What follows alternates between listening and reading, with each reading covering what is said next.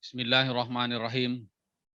Pemandangan umum fraksi Partai Keadilan Sejahtera DPRD Provinsi Sumatera Utara terhadap rancangan peraturan daerah tentang integrasi budidaya sapi potong dengan kebun kelapa sawit di Provinsi Sumatera Utara tahun anggaran 2022. Saudara Ketua, para Wakil Ketua, dan anggota Dewan yang terhormat, Saudara Gubernur dan Wakil Gubernur Sumatera Utara, dalam hal ini diwakili oleh salah seorang asisten.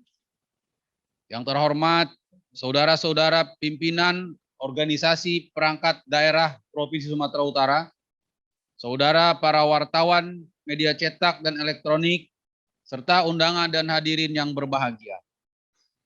Assalamualaikum warahmatullahi wabarakatuh. Selamat siang dan salam sejahtera bagi kita semua. Salam keadilan merdeka. Pada kesempatan yang berbahagia ini, mari kita senantiasa panjatkan puji dan syukur kehadirat Allah Subhanahu wa Ta'ala atas limpahan segala nikmat dan karunia-Nya kepada kita semua, sehingga hari ini kita masih bisa menjalankan aktivitas sebagai wakil rakyat dengan penuh tanggung jawab. Serta semoga semua aktivitas yang kita lakukan tercatat sebagai ibadah kepada Allah Subhanahu wa Ta'ala. Salawat dan salam semoga tetap tercurahkan kepada Nabi Muhammad SAW yang telah memberikan suri tauladan kepada kita semuanya. Amin. Ya Rabbal Alamin. Rapat Dewan yang kami hormati dan Saudara Gubernur yang kita banggakan. Sebelum kami menyampaikan pemandangan umum terhadap Ranperda integrasi budidaya sapi potong dengan perkebunan kelapa sawit ini, izinkan kami menyampaikan apresiasi kepada pemerintah pusat atas kebijakan mensubsidi harga minyak goreng sebagaimana yang telah ditetapkan pemerintah pusat bahwa harga minyak goreng curah adalah Rp11.500 per liter, minyak goreng kemasan sederhana Rp13.500 per liter, minyak goreng kemasan premium Rp14.000 per liter. Penurunan harga ini cukup melegakan rakyat di tengah kesulitan ekonomi yang masih menghimpit ini. Kita ketahui bahwa subsidi minyak goreng ini menggunakan dana yang diperoleh dari potongan ekspor CPO yang dikelola oleh Badan Pengelola Dana Perkebunan Kelapa Sawit BPDPKS. Kami memandang langkah ini sangat tepat dilakukan sebagai salah satu bentuk pemanfaatan dana tersebut. Berdasarkan laporan BPDPKS, setiap tahunnya lembaga ini mampu mengumpulkan dana dari potongan ekspor CPO cukup besar. Untuk tahun 2021 saja jumlahnya mencapai Rp69 triliun. Sementara pemanfaatannya belum maksimal untuk membantu perkebunan sawit rakyat. Maka fraksi PKS meminta kepada Gubernur Sumatera Utara agar mendorong pemerintah pusat untuk melakukan subsidi harga minyak goreng ini secara berkelanjutan, tidak hanya simultan dan sekedar seperti pemadam kebakaran saja.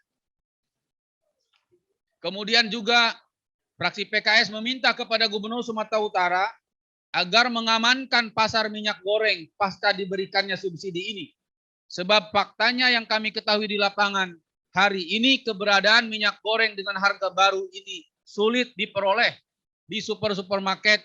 Sementara yang dijual eceran di toko-toko kecil dan warung masih banyak yang menggunakan harga lama. Untuk itu kiranya Saudara Gubernur Sumatera Utara segera melakukan operasi pasar dan langkah-langkah pengamanan agar niat baik pemerintah pusat ini betul-betul dirasakan oleh rakyat dan tidak hanya sekedar isapan jempol atau cuma menjadi berita di media saja. Rapat Dewan yang terhormat, fraksi PKS menyampaikan kata sepakat bahwa dalam pembentukan kebijakan pembangunan daerah, mempertimbangkan kondisi perekonomian Provinsi Sumatera Utara, tentang rancangan peraturan daerah integrasi budidaya sapi potong dengan kebun kelapa sawit harus menjadi perhatian pemerintah Provinsi Sumatera Utara dalam melaksanakan tujuannya untuk mensejahterakan masyarakat, khususnya bagi petani dan peternak. Rancangan Perda ini merupakan salah satu solusi dalam rangka upaya pemerintah untuk bangkit dari keterlambatan pertumbuhan ekonomi di masa pandemi COVID-19. Fraksi PKS menyatakan bahwa regulasi ini sudah tepat dan dibutuhkan Sumatera Utara.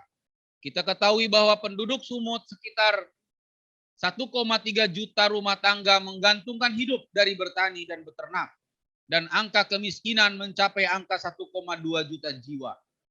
Walaupun nilai tukar petani Sumut termasuk tinggi, hal ini disebabkan karena sebagian besar produk pertanian dihasilkan oleh korporasi sektor perkebunan, sehingga belum dapat maksimal dinikmati sebagian masyarakat petani Sumut yang mengakses sejumlah kecil lahan dibandingkan sektor perkebunan yang begitu luas.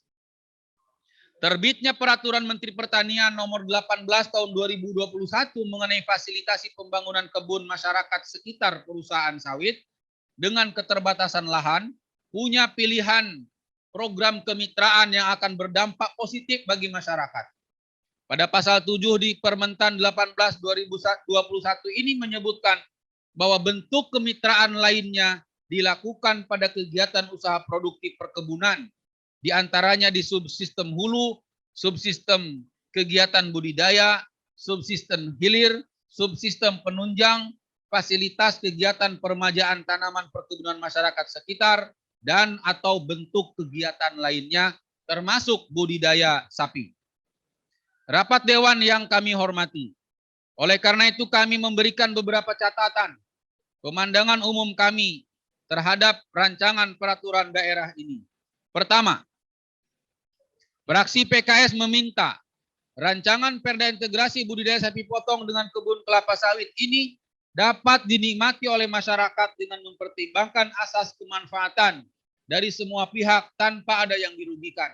Serta kedepannya dengan regulasi ini bisa menunjukkan multiple effect bagi Sumatera Utara terhadap swasembada daging.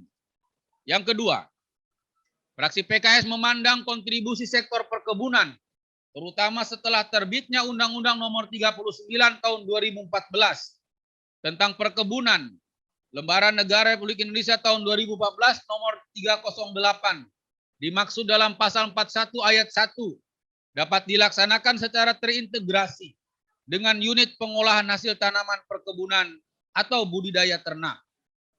Maka dalam hal ini, program ini adalah salah satu kontribusi positif dari sektor perkebunan untuk memberikan kesempatan bagi masyarakat mengakses lahan melalui budidaya sapi potong. Dan tentunya pemanfaatan jasa perkebunan, penyelenggaraan perkebunan tersebut didasarkan pada asas kedaulatan, kemandirian, kebermanfaatan, keberlanjutan, keterpaduan, kebersamaan, keterbukaan, efisiensi, berkeadilan, kearifan lokal, dan kelestarian fungsi lingkungan hidup. Yang ketiga, fraksi PKS memandang akan ada manfaat tambahan dari integrasi ini ke depan, yaitu budidaya ternak sapi bisa menghasilkan bahan baku pupuk organik. Kita ketahui saat ini negara kita masih sangat tergantung pada pupuk kimia, yang notabene bahan bakunya harus didatangkan dari luar negeri.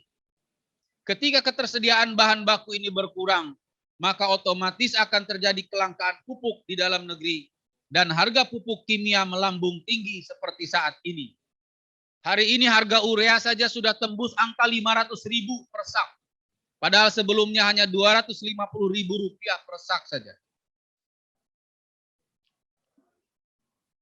Sumatera Utara pada tahun 2021 hanya memperoleh subsidi pupuk sebanyak 154.916. Maaf, 154,916 ton. Sedangkan kebutuhan pupuk yang harus dipenuhi mencapai 2 kali lipat, sekitar 300.000 ton. Oleh karenanya, fraksi PKS memandang sudah saatnya pemerintah mendorong dan mengarahkan sektor pertanian kita beralih secara bertahap dari pupuk kimia ke pupuk organik. Bahan baku pupuk organik tersedia melimpah di negeri kita, berupa hijauan dan kotoran ternak. Penggunaan pupuk organik di samping lebih aman bagi bumi, juga akan menurunkan biaya produksi pertanian. Kemudian pada gilirannya akan meningkatkan keuntungan petani dan menaikkan angka nilai tukar petani. Kami yakin program pupuk organik ini akan bisa dilaksanakan asal kita semua serius menjalankannya. Demikianlah pendapat umum fraksi Partai Keadilan Sejahtera terhadap rancangan peraturan daerah tentang integrasi budidaya sapi potong dengan kebun kelapa sawit di Sumatera Utara tahun 2022. Kestabat mencari nangka, nangka yang masak di atas pohon. Salam sehat untuk kita semua, tetap waspada terhadap Omikron.